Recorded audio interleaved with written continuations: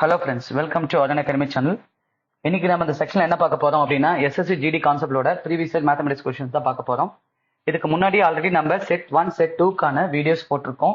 நீங்க இன்னும் இந்த கொஸ்டின்ஸ்லாம் பார்க்கல அப்படின்னா இந்த வீடியோட டிஸ்கிரிப்ஷன்ல அதுக்கான லிங்கை நான் கொடுத்துருக்கேன். அதை கிளிக் பண்ணிட்டு நீங்க அந்த வீடியோ பார்த்துட்டு அதுக்கப்புறம் அந்த வீடியோக்கு வந்தீங்கன்னா இன்னும் உங்களுக்கு தெளிவா புரியும், உங்களுக்கு ரொம்ப எஃபெக்டிவா இருக்கும். சரிங்களா? நம்ம இன்னைக்கான கொஸ்டின் பார்க்கலாம்.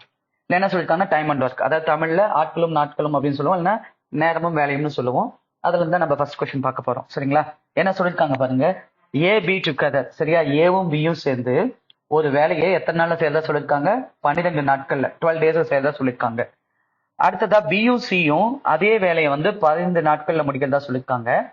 அடுத்ததா சியும் ஏவும் அதே வேலையை 20 நாட்கள்ல செய்யறதா சொல்லிருக்காங்க. அதே வேலை அப்படின்னா இந்த இடத்துல வேலை அப்படின்றது நிலையானது, யாரு செஞ்சாலும் ஒரே வேலையை தான் செய்ய போறாங்க அப்படிங்கிறது அதுல அர்த்தம். சரியா? அப்படி கொடுக்கும்போது இது நமக்கு டைம். சரியா? இதை அப்படியே மாத்தி எழுதுனீங்க அப்படின்னா அவங்களுடைய ஒரு நாள் வேலை கிடைச்சிடும், 1 டே ஒர்க் கிடைச்சிடும். எப்பயுமே இந்த யூனிட்டரி மெத்தட்ல போடுங்க, அதுதான் ரொம்ப ஈஸியா இருக்கும். சரியா? அப்ப இங்க 15 வரும், இங்க 12 வரும். சரிங்களா?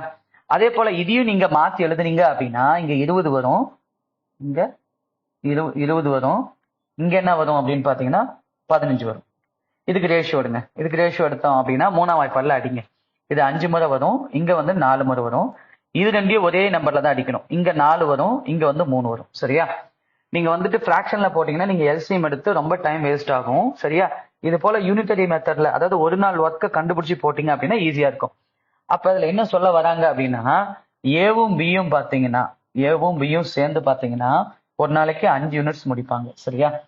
அடுத்ததா பியும் சியும் பாத்தீங்கன்னா ஒரு நாளைக்கு 4 யூனிட். சரியா? பொதுவா எடுத்துக்கணும், இது காமனா இருக்கா? சரியா? பிக்கும் சிக்கும் காமனா 4 4 இருக்கா? அதை இப்ப ஒரே ஒரு நாளை மட்டும் பொதுவா எடுத்துக்கிட்டா போதும், ரெண்டுக்கும் சேர்த்து. சியும் ஏவும் சேர்ந்து ஒரு நாளைக்கு 3 யூனிட்ஸ் முடிப்பாங்க. சரியா? அப்ப 3 பேர் சேர்ந்தாங்கன்னா ஒரு நாளைக்கு 3 பேர் இந்த இடத்துல 2 ஏ இருக்காங்களா, அப்பதான் 2 சி இருக்காங்களா, அப்ப 2 பி இருக்காங்க. அப்ப 2 முறை ஏ இருக்காங்க, 2 முறை பி இருக்காங்க, 2 முறை சி இருக்காங்க. அப்ப மொத்தமா 6 நபர் இங்க இருக்காங்க, 6 பர்சன்ஸ் இங்க இருக்காங்க. அவங்க தான் எவ்வளவு முடிக்கிறாங்க அப்படின்னா 12 யூனிட்ஸ். சரியா? 12 யூனிட்ஸ். 5 + 4 9, 9 + 3 12. அப்ப ஒரு ஏ, ஒரு பி, ஒரு சி செஞ்சாங்கன்னா ஒரு நாளைக்கு எவ்வளவு யூனிட் முடிப்பாங்கன்னு பார்க்கணும். அப்ப அந்த 2 இங்க இருக்குல்ல, பெருக்கல்ல பொதுவா இருக்குல்ல, அதை இங்க வகுத்தல்ல கொண்டு வாங்க. அப்ப நமக்கு என்ன வரும்? 6 யூனிட்ஸ் வருமா? இப்ப நம்ம கிட்ட கேள்வி என்னன்னா பாருங்க, என்ன கேட்டிருக்காங்க பாருங்க, எல்லோரும் சேர்ந்து செய்தால் எத்தனை நாட்களில் வேலையை முடிக்க முடியும்? சரியா? எல்லாரும் சேர்ந்து செய்தால் அப்படின்னா ஒரு ஏ, ஒரு பி, ஒரு சி தான் நீங்க எடுத்துக்கணும். சரியா? அப்ப எல்லாரும் சேர்ந்தா ஒரு ஏ, ஒரு பி, ஒரு சின்னு எடுத்துக்கிட்டீங்கன்னா 6 யூனிட் தான் முடிப்பாங்க ஒரு நாளைக்கு. சரியா? அப்ப மொத்த வேலை என்னங்கிறத கண்டுபிடிக்கணும். சரியா? ஒரு நாளைக்கு 6 வேலை. சரியா? அப்ப மொத்தமா எவ்வளவு வேலை வரும் அப்படின்னு பாத்தீங்கன்னா ஒரு நாளைக்கு 5 யூனிட்னா இவங்க 2 பேரும் சேர்ந்து 12 நாட்கள் அப்படின்னா அது பெருக்குங்க. ஒரு நாளைக்கு 5னா 12 நாளைக்கு 60 யூனிட். அதே போல ஒரு நாளைக்கு 15னா, சரியா, ஒரு நாளைக்கு 4னா 15, ஒரு நாளைக்கு 4 யூனிட்னா 15 நாளைக்கு 60. அதே மாதிரி ஒரு நாளைக்கு 3 யூனிட்னா 20 நாளைக்கு 60 அப்படி எடுத்துக்கணும். சரியா? அப்ப பாத்தீங்கன்னா மொத்த வேலை டோட்டல் ஒர்க் என்னன்னு பாத்தீங்கன்னா 60. டோட்டல் ஒர்க் என்னது? 60. சரியா? இது 60. அப்ப ஒரு நாள் செய்யக்கூடிய வேலை 1 டே ஒர்க், 3 பேரும் சேர்ந்து 1 டே எவ்வளவு செய்வாங்க அப்படின்னு பாத்தீங்கன்னா 6. அதை வகுத்தீங்கன்னா நமக்கு என்ன கிடைச்சிடும்? டைம் கிடைச்சிடும். சரியா? எத்தனை நாள் அப்படிங்கிறது கிடைச்சிடும். அப்ப இந்த கொஸ்டினுக்கு சரியான ஆன்சர் என்னன்னா 10 days. சரியா? இது கிளியரா புரிஞ்சிருக்கும்னு நினைக்கிறேன் உங்களுக்கு. சரியா? எப்பயுமே இந்த மாதிரி யூனிட்டரி மெத்தட்ல போடுங்க, ரொம்ப ஈஸியா போட்டுருவோம். சரிங்களா? நம்ம அடுத்த கொஸ்டின் பார்க்கலாம். அடுத்த கொஸ்டின் பாருங்க, எம் பென் காஸ்ட் rupees 121.5. சரிங்களா? அதாவது ஒரு பேனாவோட விலை 121 ரூபா 50 பைசா அசல் விலை, காஸ்ட் பிரைஸ். சரிங்களா? 121 ரூபா 50 பைசான்னு சொல்றாங்க. சரியா? அசல் விலை என்னது? 121 ரூபா 50 பைசா. அண்ட் இட்ஸ் மார்க்டு பிரைஸ், அதாவது குறித்த விலை. சரியா? அது விற்கணும் அப்படின்னு சொல்லிட்டு ஒரு விலையை பிரிண்ட் அடிப்போம்ல, அதுதான் என்னன்னு சொல்லுவோம் அப்படின்னா குறித்த விலைன்னு சொல்லுவோம். சரிங்களா? அதனுடைய விலை, அதாவது மார்க்டு பிரைஸ்ன்னு சொல்லலாம் அல்லது பிரிண்டட் பிரைஸ்ன்னு சொல்லலாம். சரியா? மார்க்டு பிரைஸ் மார்க்கெட் பிரைஸ்ன்னு சொல்லலாம் அல்லது பிரிண்டட் பிரைஸ்ன்னு சொல்லலாம். மார்க்கெட் பிரைஸ் எவ்வளவு அப்படின்னா 150 ரூபாய். சரியா? What should be 2 equal successive percentage discount என்ன சொல்றாங்க பாருங்க. அதாவது நஷ்டம் இல்லாமல் இருக்க குறித்த விலையில் 2 சமமான தொடர்ச்சியான தள்ளுபடிகள், கன்சிக்யூட்டிவ் டிஸ்கவுண்ட் அல்லது சக்சசிவ் டிஸ்கவுண்ட், எவ்வளவு சதவீதம் கொடுத்தனா ஒரே மாதிரியான தள்ளுபடி, சமமான, இங்கிலீஷ்ல எப்படி பாருங்க, டு ஈக்குவல். சரியா, 2 சமமான தள்ளுபடி எத்தனை சதவீதம் கொடுத்தோம்னா அவருக்கு ப்ராஃபிட்டும் வராது, லாஸும் ஆகாது. அதாவது அடக்க விலை, இந்த காஸ்ட் பிரைஸ் அப்படியே கிடைச்சிருங்கிறாங்க. அப்ப ரூபாயில பாத்தீங்கன்னா, ருபீஸ்ல பாத்தீங்கன்னா எவ்வளவு வரும் பாருங்க, 28.5 வருமா. சரியா, 150 ரூபாயில இருந்து இதை கழிங்க, 150 ரூபாயில இருந்து 121 ரூபாய் 50 பைசா கழிங்க. அப்ப என்ன வரும், 28 ரூபாய் 50 பைசா வருமா. இதுதான் ருபீஸ்ல அவர் கொடுக்கக்கூடிய மொத்த தள்ளுபடி. சரியா, எப்படி இந்த மொத்த தள்ளுபடி, 2 தள்ளுபடி கொடுத்து. அப்ப நீங்க என்ன பண்ணணும்னா, எப்பயுமே வந்து பாருங்க செல்லிங் பிரைஸ்ல இருந்தா தள்ளுபடி கொடுப்பாங்க. சரியா, அதாவது இந்த இடத்துல மார்க்கெட் பிரைஸ் தான் நம்ம செல்லிங் பிரைஸா எடுத்துக்கணும். அப்ப 150 ரூபாய் அப்படிங்கிறது தான் 100%. சரியா, எப்பயும் எந்த விலையில இருந்து தள்ளுபடி, குறித்த விலை அல்லது விற்பனை விலையில இருந்தா தள்ளுபடி கொடுப்பாங்க. அப்ப விற்பனை விலை என்ன அப்படின்னா 150 ரூபாய் அப்படிங்கிறது 100%னா 28 ரூபாய் 50 பைசா என்ன சதவீதம் அப்படின்னு கண்டுபிடிங்க. அப்ப என்ன பண்ணும், 28.5 பெருக்கல் 100 வகுத்தல் 150. இதை அப்படியே கேன்சல் பண்ணா 2, இதை அப்படியே கேன்சல் பண்ணீங்கன்னா 3, 50 அடிச்சா. சரியா, இந்த 3 இதை வகுங்க, வகுத்தா என்ன வரும், 9 முறை வரும், 27னா 28ல 9 முறை 27 வருமா. சரி, அடுத்தது மீதி 1, 15ல 3.5 முறை. அப்ப என்ன வரும் பாருங்க, 9.5 பெருக்கல் 2. அப்ப நமக்கு என்ன கிடைக்கும், 19% கிடைக்குமா. சரி, இப்ப 19ங்கிறது ஒரே தள்ளுபடியா கொடுத்தா, சிங்கிள் டிஸ்கவுண்டா கொடுத்தா 19%. ஆனா அவரு 2 சமமான தள்ளுபடியா கொடுக்கணும் அப்படின்னா நீங்க என்ன பண்ணணும், இந்த 19 2ஆல வகுத்தீங்கன்னா நமக்கு 9.5 கிடைக்குமா. இதுக்கு நியரஸ்ட் ஆன்சர் எது இருக்கோ அதுதான் நமக்கான ஆன்சர். அப்ப 9.5க்கு நியரஸ்டா எது இருக்குன்னு பாருங்க, இதுதான் இருக்கு இல்லையா, அந்த 10% தான் இருக்கு. அப்ப இந்த கொஸ்டினுக்கான சரியான ஆன்சர் என்ன அப்படின்னா 10%. சரியா, இப்ப 2 ஆப்ஷன் நியரஸ்டா இருக்குன்னு வச்சுக்கோங்க, 10 இருக்கு, அதே மாதிரி இங்க 9 இருக்கு சார். இப்ப எனக்கு வந்துட்டு எப்படி சார் போடுறது அப்படின்னா, ஒன்னும் பிரச்சனை இல்லை, நீங்க அப்படி அந்த 150 ரூபா வந்து குறித்த விலை இருக்குல்ல, அதுல 10% கண்டுபிடிச்சு பாருங்க. சரியா, அப்போ உங்களுக்கு இந்த காஸ்ட் பிரைஸ் கிடைக்குதான்னு பாருங்க. இப்போ உதாரணமா 150 ரூபா வந்துட்டு என்னன்னு எடுத்துக்கிட்டோம் அப்படின்னா மார்க்கெட் பிரைஸ் எடுத்துக்கிட்டோம், அதுல 10% கண்டுபிடிக்கணும்னு வச்சுக்கோங்க. சரியா, 150ல 10% அப்படின்னு பாத்தீங்கன்னா 150ல இருந்து கடைசி ஸ்தானத்துல இருந்து லாஸ்ட்ல இருந்து ஒரு புள்ளி தள்ளி வச்சீங்கன்னாவே 10% 15 ரூபா வரும். அப்ப என்ன வரும், 135 ரூபா வருமா.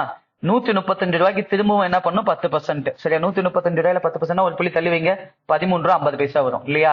அதாவது 135ல 5ல இருந்து ஒரு புள்ளி தள்ளி வச்சீங்கன்னா 13 ரூபா 50 பைசா வரும். அப்ப 135ல இருந்து 13 ரூபா 50 பைசா போச்சுன்னா நமக்கு காஸ்ட் பிரைஸ் வந்துருமா.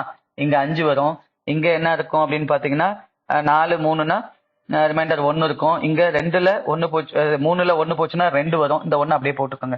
அப்ப 121 ரூபா 50 பைசா இருக்கு. சரியா, காஸ்ட் பிரைஸாவே நமக்கு வந்துருச்சு. அப்படிங்கும் போது நம்ம இப்படியும் போட்டுடலாம். சரியா, அதாவது 2 ஆப்ஷனும் சேமா இருக்கும், நியரஸ்டா இருக்கும் போது மட்டும் நீங்க செக் பண்ணி பாருங்க. அதர்வைஸ் நீங்க டிவைட் பை 2 போட்டீங்கன்னா எது மோஸ்ட் நியரஸ்டா இருக்கோ அதுதான் நமக்கு ஆன்சரா இருக்கும். சரிங்களா, சரி, இது உங்களுக்கு புரிஞ்சிருக்கும்னு நினைக்கிறேன். நம்ம அடுத்த கொஸ்டின் போலாம். அடுத்த கொஸ்டின் பாருங்க, 14 men, சரியா, 14 men can build a 55 metre long wall. சரியா, 55 மீட்டர் நீள சுவரை, சரியா, 55 மீட்டர் நீள சுவரை எத்தனை நாள்ல முடிப்பாங்களாம், 5 daysல முடிப்பாங்களாம். சரியா, அப்ப what length of the similar, அதே போன்ற சுவரை, சரியா, similar wall can be built by 21 men in 4 days. அப்ப 21 ஆண்களும், சரியா, 21 ஆண்கள் சேர்ந்து 4 நாள் செய்தாங்கன்னா அது போல எவ்வளவு நீளம் சுவரை கட்ட முடியும் அப்படிங்கிறது தான் நமக்கு கேள்வியை கேட்டிருக்காங்க. அப்படியே தமிழ்லயும் ஒரு தாட்டி தெளிவா படிச்சுக்கோங்க. சரியா, இப்ப இந்த மாதிரி எதுவுமே சமனா இல்லைன்னா பாருங்க, இங்க 14 ஆண்கள் இருக்காங்க, இங்க 21 ஆட்கள் இருக்காங்க, இங்க 5 நாட்கள் கொடுத்திருக்காங்க, இங்க 4 நாட்கள், இங்க 55 மீட்டர் கொடுத்திருக்காங்க. கண்டிப்பா இங்க வர்றது வேற ஆன்சர் தான் வரப்போகுது. சரியா, இது போல 3மே மாறுனுச்சுன்னா, சரியா, ஆட்களும் மாறுது, நாட்களும் மாறுது, அவங்க செய்யற வேலையும் மாறுது அப்படின்னா நாம இந்த சமன்பாடை நான் வச்சுக்கோங்க. சரியா, அந்த ஈக்குவேஷன் நான் வச்சுக்கோங்க. இந்த ஃபார்முலாவை என்ன பண்ணணும் பாருங்க, டைம் 1, சரியா, அப்புறம் ஒர்க்கர்ஸ் 1, இதுல நீங்க அவங்க செய்யற வேலை ஜாப்பை மட்டும் மாத்தி எழுதுங்க. சரியா, ஈக்குவல் டு ஒர்க்கர்ஸ் டூ, சரியா? சாரி, ஒர்க்கர்ஸ்ல அதே போட்டுக்கலாம், ஒர்க்கர்ஸ் டூ போட்டுக்கலாம். அடுத்தது டைம் டூ, சரிங்களா? அடுத்தது ஜாப் ஒன், சரிங்களா? கொஞ்சம் குழப்பமா இருக்குன்னு இப்படி மாற்றி எழுதிடுறேன், இல்லைன்னா உங்களுக்கு இது கூட குழப்பமா இருக்கும். இப்படி எழுதிக்கலாம். அதே ஆர்டர்ல எழுதிட்டோம்னா உங்களுக்கு குழப்பமா இருக்காது. டைம் டூ, அப்புறம் ஒர்க்கர்ஸ் டூ, ஜாப் ஒன், இப்படி எழுதிக்கோங்க, சரியா? இங்க டைம் ஒன்னுனா இங்க டைம் டூ, இங்க ஒர்க்கர்ஸ் ஒன்னுனா இங்க ஒர்க்கர்ஸ் டூ. ஆனா ஜாப் டூவையும் ஜாப் ஒன்னையும் மட்டும் மாத்தி எழுதுங்க, சரியா? அவ்வளவுதான். எப்ப எல்லாம் மாறுபடா இருந்துச்சுன்னா. அதுவே ஒர்க் வந்துட்டு ஈக்குவலா இருக்குன்னு வச்சுக்கோங்க, ரெண்டு குரூப்பும் செய்ய போற ஒர்க் ஈக்குவலா இருக்குன்னா நம்ம டைமை மாத்தி எழுதுனா அவங்க செய்யற ஒரு நாள் வேலை கிடைக்கும், ஒரு நாள் செய்யற வேலையை மாத்தி எழுதுனா அவங்க எடுத்துக்கிற டைம் கிடைக்கும், சரியா? ஆனா இங்க எதுவுமே சமனா இல்ல அப்படிங்கும் போது இது மாதிரி எழுதுங்க. அப்ப டைம் ஒன்னு என்ன வரும்? டைம் ஒன்னு, இந்த டைம் ஒன்னு எத்தனை நாள் கொடுத்துருக்காங்க? 5 days கொடுத்துருக்காங்க. அப்ப 5 days எழுதிக்கோங்க. ஒர்க்கர்ஸ் ஒன்னு என்ன கொடுத்துருக்காங்க? ஒர்க்கர்ஸ் ஒன்னு 14 கொடுத்துருக்காங்க. அப்ப இங்க 14 எழுதிக்கோங்க. ஜாப் டூ தான் எவ்வளவு நம்ம கண்டுபிடிக்கணும், சரியா? அவங்க கட்டக்கூடிய சுவருடைய நீளத்தை தான் நம்ம கண்டுபிடிக்கணும். அப்ப டைம் டூ என்ன சொல்லிருக்காங்க? டைம் டூ 4 நாட்கள் கொடுத்துருக்காங்களா? 4 days கொடுத்துருக்காங்களா? அங்க பாருங்க 4 days. அடுத்தது ஒர்க்கர்ஸ் டூ என்னது? 21 ஆண்கள், சரியா? 21 ஒர்க்கர்ஸ் மென் கொடுத்துருக்காங்க. அண்ட் ஜாப் ஒன் நம்ம கணக்குல என்ன கொடுத்துருக்காங்க அப்படின்னா எவ்வளவு மீட்டர் லென்த்? 55 metre length. இதுதான் அவங்க செய்யக்கூடிய வேலை, சரியா? இப்ப இந்த ஜாப் டூவை கண்டுபிடிக்கணும்னா இந்த பெருக்கல் இருக்குல்ல, இது ரெண்டு எங்க போயிடும் அப்படின்னா இந்தாண்ட வரும்போது ஈக்குவல் இந்தாண்ட வரும்போது வகுத்தல்ல போயிடும். இப்ப 4 பெருக்கல் 21 பெருக்கல் 55, கீழே என்ன பண்ணும் நீங்க இந்த 5 பெருக்கல் 14 போட்டுக்கணும், சரியா? இப்ப இந்த 21 14 7ஆம் வாய்ப்பால் அடிச்சீங்கன்னா இது 3 முறை வரும். 7 21, 2 14, சரியா? இந்த 55 5ஆல் அடிச்சீங்கன்னா 11 முறை வரும். இந்த 4 2 அடிச்சுன்னா 2 முறை வரும். அப்ப ஆன்சர் என்ன வரும் பாருங்க, 2 பெருக்கல் 3 பெருக்கல் 11. அப்ப என்ன வரும்? 2 6, 6 11, 66 மீட்டர், சரியா? அப்ப அவங்க எவ்வளவு நீள சுவரை கட்டி முடிப்பாங்க அப்படின்னா 66 மீட்டர் சுவரை கட்டி முடிப்பாங்க, சரிங்களா? இதுதான் இந்த கொஸ்டினுக்கான ஆன்சர். சரி, நம்ம அடுத்த கொஸ்டின் பார்க்கலாங்களா? இது உங்களுக்கு புரிஞ்சிருக்கும்னு நினைக்கிறேன். அடுத்த கொஸ்டின் பாருங்க. Abdul paid rupees 5,832 after some years to a bank. ஒரு சில ஆண்டுகள் கழித்து கொடுக்கிறாரு, பேங்க்குக்கு திரும்ப கொடுக்கிறாரு. He took rupees 5,000 loan at the rate of 8% per annum to be compounded annually. Find the time in yearsல கேட்டிருக்காங்க. அதாவது அப்துல் சில ஆண்டுகளுக்கு பிறகு எவ்வளவு லோனை திரும்ப செலுத்துறாரு? 5,832 வங்கியில் செலுத்தினார்.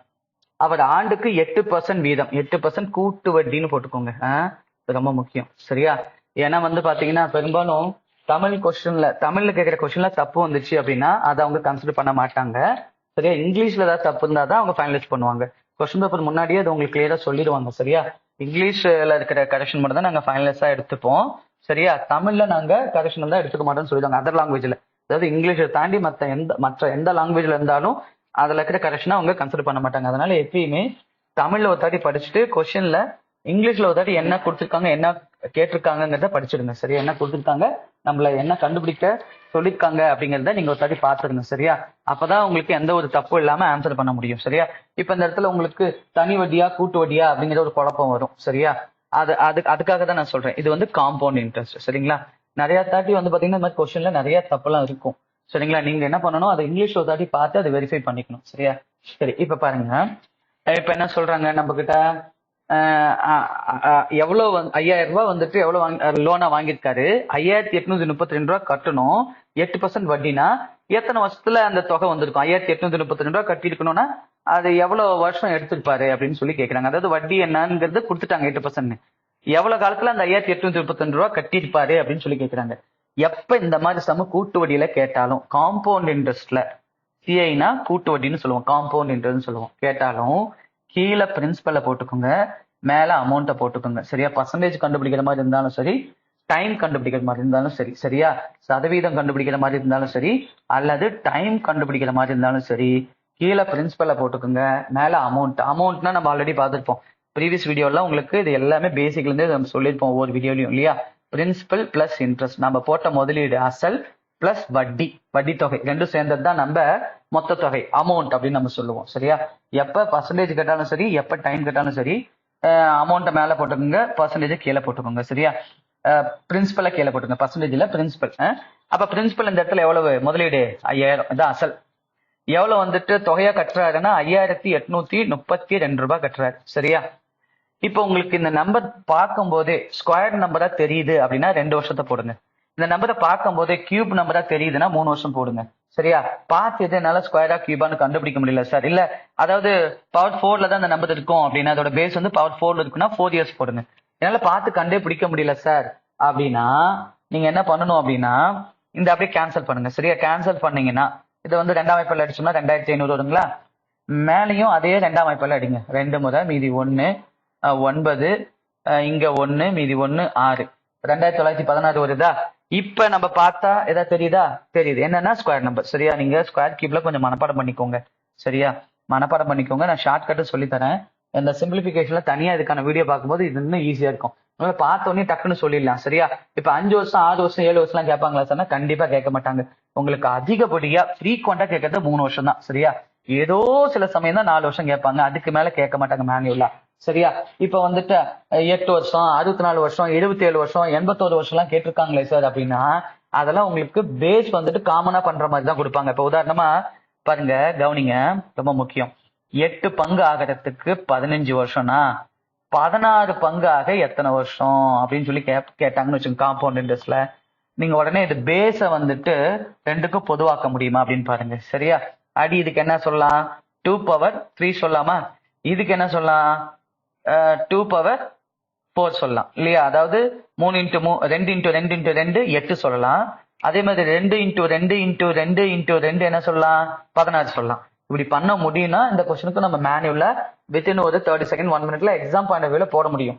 அதை விட்டுட்டு கண்டபடி நம்பர் கொடுத்துருந்தாங்க அப்படின்னா அப்படி கொடுக்கவும் மாட்டாங்க. அப்படி கொடுத்தாங்கன்னா அந்த எக்ஸாம்ல அந்த சம்மு மட்டும் தான் உங்களால போட முடியும், மற்றபடி வேற எந்த சமயம் போட முடியாது. அதனால பெரும்பாலும் அப்படி கொடுத்ததே இல்லை. உங்களுக்கு நார்மலா 2ல இருந்து 3 இயர்ஸ் எப்பயுமே கேட்பாங்க. அதிகப்படியா உங்களுக்கு 4 இயர்ஸ் கேட்கலாம். சரியா? 4 இயர்ஸ் கேட்கலாம். நான் 4 டைம்ஸ் கால்குலேட் பண்ற மாதிரி கேட்கலாம். அதாவது அரையாண்டு ஒரு முறைக்கு வந்துட்டு கூட்டு வட்டி கால்குலேட் பண்றாங்கன்னு வச்சுக்கோங்க. காம்பவுண்ட் இன்ட்ரெஸ்ட் வந்துட்டு half yearly ஒன்ஸ் கால்குலேட் பண்றாங்க அப்படின்னா 2 இயர்ஸ்ல எவ்வளவு கிடைக்கும் அப்படின்னாங்கன்னா நம்ம 4 டைம்ஸ் கால்குலேட் பண்ணுவோம். ஏன்னா வருஷத்துக்கு 2 முறை வருதா, 2 half yearly. அப்ப 2 இயர்ஸ்க்கு என்ன வரும் அப்படின்னா 4 half yearly வரும். அந்த மாதிரி வேணா கேட்பாங்களா ஒழிய உங்களுக்கு எப்படி கேட்க மாட்டாங்க, டைரக்டா 5 வருஷம் 6 வருஷம் 7 வருஷம் கேட்க மாட்டாங்க. சரியா? ஏன்னா பவர்ல போயிட்டே இருக்கும். அப்ப கண்டிப்பா மேனுவலா போடுறதுக்கு சாத்தியம் இல்லை. சரியா? உங்களுக்கு கான்செப்ட் நல்லா தெரியுதா இல்லையாங்கிறது செக் பண்றாங்க. அதனால 2 வருஷம் 3 வருஷம் அதிகப்படியா 4 வருஷம் கேட்பாங்க. அது வரைக்கும் நல்லா தெரிஞ்சு வச்சுக்கிட்டா போதுமானது. கட்டாயமா உங்களுக்கு காம்பவுண்ட்ல இருந்து 20 கொஸ்டின்ல ஒரு கொஸ்டின் எப்பயுமே கேட்பாங்க. சில சமயம் 2 கொஸ்டின்லாம் கூட கேட்டிருக்காங்க. நார்மலா ஒரு கொஸ்டின் எப்பயுமே வந்துடும். சரியா? இப்ப பாருங்க, இப்படி கேட்டாங்கன்னு வச்சுக்கோங்க, நம்ம போடலாம். அதாவது என்னன்னா 3க்கு 15னா 4க்கு எத்தனை அப்படின்னா 20 இயர்ஸ் அப்படின்னு நீங்க டக்குன்னு சொல்லிடலாம். சரியா? இது மாதிரி இருந்தா போடலாம். இப்ப இந்த மாதிரி அசலை கொடுத்து வட்டியை கொடுத்து இது வந்துட்டு அசல் 5000 வந்து இத்தனை வருஷம் வந்துச்சு, 10 வருஷம் கழிச்சு இவ்வளவு அமௌண்ட் வந்திருக்குன்னு கண்டுபிடிக்கலாம் கேட்க மாட்டாங்க. சரியா? ஏன்னா அது பேஸ் வந்துட்டு நம்ம இந்த அடியை வந்து நம்ம ஈக்குவல் பண்ண முடியாது. சரியா? அதனால பேஸ் ஈக்குவல் பண்ண முடியாததுனால அது மாதிரிலாம் கேட்க மாட்டாங்க. மேனுவலா பாசிபிள் இல்லை. சரி, அந்த டைம்குள்ள. சரி, கவனிங்க, இது என்னன்னா ஸ்கொயர் நம்பர். எப்படி 2500 அப்படிங்கிறது 50 சரி, 50 2500. அதே மாதிரி 2916 அப்படின்னு பாத்தீங்கன்னு வச்சுக்கோங்களேன். இங்க 6ல முடியுதுன்னா என்ன வரும்? ஒரு ஸ்கொயர் நம்பர்ல 6ல முடியுதுன்னா நன்னாங்க 16, அது 6ல முடியும். 6 36, அதுவும் 6ல முடியும். 4 4 16, 6 6 36. அதே மாதிரி 29க்குள்ள இருக்கிற ஸ்கொயர் நம்பர் என்னது? 5 5 25 தான் இருக்கு இல்லையா? 6 6னா 36, 29க்கு மேல போயிடும். அப்ப 54 வரலாம் அல்லது 56 வரலாமா? அப்ப 5க்கு அடுத்த நம்பரை பெருக்குங்க. 5க்கு அடுத்த நம்பர் 6 ஐஆர் 30. ஏன்னா முன்னாடி கன்ஃபார்ம் ஆச்சு இந்த நம்பர். 5ங்கிறது கன்ஃபார்ம் ஆச்சுல்ல, அதுக்கு அடுத்த நம்பர் பெருக்கணும் 30. அப்ப அந்த 30க்குள்ளதானே 29 இருக்கு. அப்ப என்ன வருதுன்னா 54 தான் வரும்.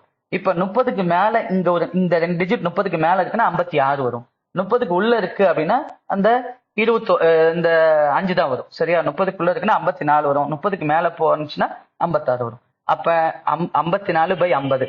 இப்ப இன்டு 2 போடுங்க. என்ன எதனால இன்டு 2 போடுறோம்னா கீழே பேஸ், அதாவது பேஸ்ங்கிறது பிரின்சிபல், அதை 100 ஆக்குறோம். அப்ப கீழே இன்டுனா மேலையும் நீங்க இன்டு பண்ணணும். சரியா? அப்ப பாருங்க, இந்த இடத்துல என்ன சொல்ல வரேன் அப்படின்னா 100 ரூபாய் இன்வெஸ்ட் பண்ணா 108 ரூபா வருமா? அதாவது நான் 100 ரூபாய் இன்வெஸ்ட் பண்ணனா எனக்கு 8% கூடுதலா 108 ரூபாய் கிடைக்கும். அப்ப இங்கேயும் 8% மேட்ச் ஆகுதா? அப்ப இது கண்டிப்பா ஸ்கொயர் நம்பர் தான். சரியா? நீங்க ஸ்கொயர் எடுத்த முடிஞ்சு போச்சு. ஸ்கொயர் எடுக்கிற மாதிரி வந்துருச்சு அப்படின்னாவே 2 இயர்ஸ் தான். கண்ணை முடிட்டு இதுக்கான ஆன்சர் 2 இயர்ஸ் சொல்லிடலாம். இருந்தாலும் உங்களுக்கு பயம், சரி அது கரெக்டா தப்பான்னு தெரியலையே அப்படின்னா பேஸ் இருக்குல்ல, இந்த பிரின்சிபலை, இந்த பிரின்சிபலை 100 ஆக்கி பாருங்க. சரியா? இந்த பிரின்சிபல் 100 ஆகுது அப்படின்னா சரிங்களா, மேல என்ன வருதோ அதுதான் வந்துட்டு அமௌண்ட். சரி, அமௌண்ட்னா 100க்கு மேல என்ன இருக்கோ அதை வட்டின்னு சொல்லுவோம். இப்ப 100க்கு மேல என்ன இருக்கு, 8% இருக்கா, அப்ப இங்கேயும் 8% தான் கொடுத்துருக்காங்க. அப்ப இந்த கொஸ்டினுக்கான ஆன்சர் வந்துட்டு 2 இயர்ஸ் அப்படின்னு நீங்க தீர்மானமா சொல்லிடலாம். சரியா? ஓகே, நம்ம செப்பரேட்டா பார்க்கும்போது இந்த உங்களுக்கு இந்த சிம்பிளிபிகேஷன் தனியா சொல்லி கொடுக்குறேன், ஷார்ட்கட்ஸ் எல்லாம். இப்ப இந்த வீடியோட சொன்னோம்னா அதே ரொம்ப டைம் உங்களுக்கு கன்சியூம் ஆகும். சரிங்களா? சரி, அடுத்த வீடியோ பார்க்கலாம். சரி, அடுத்த கொஸ்டின் பார்க்கலாம். என்ன சொல்லிருக்காங்க பாருங்க. The greatest number of 3 digits that is divisible by 3, 12, 24 and 36 is, அதாவது 3, 12, 24 மற்றும் 36 வகுப்படும் 3 இலக்கங்களின் மிகப்பெரிய எண் என்ன அப்படின்னு சொல்லி கேட்டிருக்காங்க. சரியா? அப்ப இந்த மாதிரி கொஸ்டின் கேட்டாவே நம்ம என்ன பண்ணணும் தெரியுங்களா, கொடுத்துருக்கிற நம்பருக்கு எல்சிஎம் எடுக்கணும். 3, 12, 24 and 36, இதுக்கு என்ன பண்ணணும், எல்சிஎம் எடுக்கணும். சரியா? இப்ப பாருங்க, இது எல்லா நம்பருக்கும் எடுக்கிறதுக்கு முன்னாடி ஒரு நம்பர்ல வகுக்க முடியுது அப்படின்னா அதை கேன்சல் பண்ணிடுங்க. இப்ப உதாரணமா 12 3ஆல வகுக்க முடியுதா, அப்ப 3 கேன்சல் பண்ணிடுங்க. அதே மாதிரி 24 12ஆல வகுக்க முடியுதா, அப்ப இதையும் கேன்சல் பண்ணிடுங்க. சரியா? அப்ப நீங்க என்ன பண்ணா போதும், 24க்கும் 36க்கும் எல்சிஎம் எடுத்தா போதும். சரியா? இப்ப இந்த 24யும் 36யும் பொதுவாக வகுக்கக்கூடிய நம்பர் 12. அப்ப இது 2 முறை போட்டுக்கோங்க, இங்க 3 முறை போட்டுக்கோங்க. சரியா? இப்ப 2யும் 3யும் பொதுவா எந்த நம்பர்லயும் வகுக்க முடியாது, ஏன்னா பகா எண், அதாவது பிரைம் நம்பர்னு சொல்லுவோம். அப்படி இருக்கும்போது நீங்க அதுக்கு மேல எதுவும் வகுக்கணும்னு அவசியம் இல்லை. அப்ப எல்சிஎம் என்ன வரும்னா 12, 2, 3. சரியா? 12 × 2 × 3. அப்ப 12, 2, 24, 24 × 3 72. சரியா? இதுதான் என்னன்னா எல்சிஎம். சரிங்களா? இப்ப நம்ம என்ன பண்ணணும், அதாவது எந்த ஒரு மிக சிறிய எண்ணெய் வந்துட்டு இந்த எண்களால் வகுக்க முடியும்னு கேட்டிருந்தாங்கன்னா முடிஞ்சு போச்சு. சரி, எல்சிஎம் கண்டுபிடிச்சோம்னா 72 தான் சின்ன நம்பர். 3ஆலையும் 12ஆலையும் 24ஆலையும் 36ஆலையும் வகுக்கக்கூடிய மிக சிறிய நம்பர் என்னன்னா 72 சொல்லிடலாம். நம்பர் கேட்கறது என்னது, மிகப்பெரிய 3 இலக்கங்கள் கொண்ட எண் அப்படின்னு கேட்டிருக்காங்க. அப்ப 3 டிஜிட் கிரேட்டஸ்ட் நம்பர் கண்டுபிடிக்கணும் அப்படின்னா நீங்க 4 டிஜிட் ஸ்மாலஸ்ட் நம்பர் என்னன்னு நமக்கு தெரியணும். அப்ப 4 டிஜிட் ஸ்மாலஸ்ட் நம்பர் என்னன்னா 1000. அப்ப 3 டிஜிட் ஸ்மாலஸ்ட் நம்பர் என்னன்னா 100. 2 டிஜிட் ஸ்மாலஸ்ட் நம்பர் என்னன்னா 10. ஏன்னா அதுல இருந்து 1 கம்மியானா கூட அது 1 டிஜிட்க்கு வந்துடும். அப்ப இதுல இருந்து இந்த 1000ல இருந்து 1 கம்மி பண்ணா கூட அது 3 டிஜிட்க்கு வந்துடும் இல்லையா, 3 டிஜிட் கிரேட்டஸ்ட் நம்பருக்கு வந்துடும். சரியா? 1000ல நீங்க இருந்து அப்படி என்ன பண்ணிக்கலாம், இந்த 72 டிவைட் பண்ணலாம். சரியா? 72 நீங்க 1000ல இருந்து டிவைட் பண்ணுங்க. அப்ப 1000ல இருந்து 72 நீங்க டிவைட் பண்ணீங்கன்னு வச்சுக்கோங்களேன், எத்தனை முறை வரும் பாருங்க. இந்த 100ல 72 எத்தனை முறை இருக்கும் அப்படின்னா 1 முறை இருக்கும். சரியா? மீதி எவ்வளவு இருக்கும் அப்படின்னு பாத்தீங்கன்னா 28 இருக்குங்களா, அப்ப 280 இருக்கும். 280ல 72 எத்தனை முறை இருக்கும் அப்படின்னு பாத்தீங்கன்னா 2 முறை வந்துட்டு 144 வரும்ல. 72 72 144, இன்னொரு 72 சேர்த்தனீங்க அப்படின்னா 6, 4 7 11க்கு 1, மீதி 1 2, 216 வரும். சரியா? அப்ப 216ங்கிறது 3 முறை. சரியா? அப்ப 720ங்கிறது 10 முறை. அப்ப 216 3 முறை. அப்ப 1000க்குள்ள எத்தனை 72 பர்ஃபெக்டா அடங்கும் அப்படின்னு பாத்தீங்கன்னா எத்தனை இருக்கும் அப்படின்னு பாத்தீங்கன்னா 6, இது வந்து 10 முறை, இது வந்து 3 முறையா. அப்ப நீங்க என்ன பண்ணலாம், 72 × 13 பெருக்கி போட்டுடலாம். இல்லைன்னா இது மாதிரி கூட்டிக்கலாம். கூட்டினா என்ன வரும், இங்க வந்து 3 வரும், இங்க வந்து 9 வரும். சரியா? அப்ப 936. சரியா? அப்ப 936 தான் வந்துட்டு 3 digit greatest number which can be divisible by, சரியா, எதுல பண்ணலாம், 3, 12, 24, 36 எந்த ஒரு மீதியும் இல்லாம வகுக்கக்கூடிய மிகப்பெரிய நம்பர் எதுன்னு கேட்டாங்கன்னா 936 நீங்க சொல்லலாம். சரியா? இதுதான் இந்த கொஸ்டினுக்கான சரியான ஆன்சர். சரிங்களா? சரி, அடுத்து பாத்தீங்கன்னா greatest number 3 digit greatest number 999ல இருந்து கூட நீங்க கண்டுபிடிக்கலாம். இப்படியும் போலாம். சரியா? இப்படியும் போலாம். அல்லது ஸ்மாலஸ்ட் 4 டிஜிட் நம்பர்ல இருந்தும் போலாம். ரெண்டுல போனாலும் உங்களுக்கு ஒரே ஆன்சர் தான் வரும். சரியா? அப்ப 999ல 72 எத்தனை முறை அடங்கும்னு சொல்லி நீங்க அந்த மாதிரி கண்டுபிடிச்சாலும் உங்களுக்கு இதே மாதிரி தான் ஆன்சர் வரும். சரியா? எந்த ஒரு வேரியேஷனும் இருக்காது. சரிங்களா? சரி, நம்ம வந்து பாத்தீங்கன்னா நெக்ஸ்ட் வீடியோவில் இந்த செட் 3யோட ரிமைனிங் கொஸ்டின்ஸ் தான் நம்ம பார்க்கலாம். சரிங்களா? இதோட ப்ரீவியஸ் வீடியோ இன்னும் நீங்க பார்க்கல அப்படின்னா நான் இந்த வீடியோட லிங்க்லயும் சரி, அதாவது டிஸ்கிரிப்ஷன்லயும் சரி, கமெண்ட் செக்ஷன்லயும் சரி இதுக்கான லிங்க் கொடுத்துருக்கேன். அதை கிளிக் பண்ணி ப்ரீவியஸ் வீடியோ பார்த்துட்டு அதுக்கப்புறம் இந்த வீடியோ பார்த்தீங்கன்னா இன்னும் நல்லா இருக்கும். சரியா? அதே போல நீங்க இப்பதான் நம்ம வீடியோவை பாக்குறீங்க, நம்ம சேனலுக்கு வரீங்க அப்படின்னா மறக்காம நம்ம அருண் அகாடமி சேனலுக்கு சப்ஸ்கிரைப் பண்ணுங்க. கூடவே பெல் சிம்பலையும் பிரஸ் பண்ணி வச்சுக்கோங்க. அப்பதான் நான் இது போல அப்லோட் பண்ற ஒவ்வொரு வீடியோவும் உங்களுக்கு நோட்டிபிகேஷன் வரும். நீங்களும் தாமதமா பார்க்க முடியும். தேங்க்யூ ஃபார் வாட்சிங் அருண் அகாடமி சேனல்.